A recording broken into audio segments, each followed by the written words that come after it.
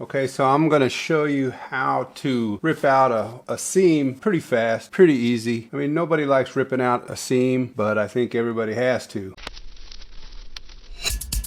Typically you'll use these, and I use these. Once I get started with this, I switch to a razor blade. You just come in here, pull it apart. Now you see I've got one side of the seam clamped to my table. I use one hand to pull that seam against this clamp, and then I use my other hand to, use my razor blade. And then you can just go in there and you expose the thread of the seam, and then you'll get, with each cut, you can get 3, 4, 5 stitches will pop out. You can go pretty fast with the deal.